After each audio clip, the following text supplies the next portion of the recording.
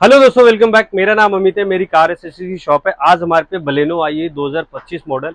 इसमें हम ice grey colour और ब्लैक के साथ कॉम्बिनेशन के इंटीरियर करने वाले। सबसे पहले आपको दिखाऊंगा जो सीट का और हमारा ब्लैक और आइस ग्रे कलर। ये शीप लेदर के साथ रहने वाला है हमारा, और शीप लेदर क्वालिटी में और फुली लैमिनेशन फोम के साथ। आप देख सकते हैं इसमें पीछे 4 mm की लैमिनेशन है, फ्रंट में 10 mm है।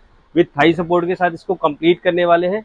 स्टेयरिंग लेदर रैपिंग करेंगे, डोर लेदर करेंगे, फ्लोर लैमिनेशन मैटिंग लगी। बाकी काम भी आपको दिखाते हैं कि किस क्वालिटी में कैसा काम करते हैं। खुल के आ चुकी है, इसको हम करने वाले हैं बकेट सीट कर। इसकी ये सीटें यहाँ से कट करके इसमें प्रॉपर क्लिपिंग करके फिटिंग करने वाले दिखाते हैं। फ्लोर लैमिनेशन मैटिंग के लिए इसमें फ्लोर हमारी सारी खुल गई है गाड़ी, और इसमें प्रो सील ब्रांड के हम ये सब लैमिनेशन मैटिंग डालने वाले हैं। और अब दिखाते हैं काम होने के बाद।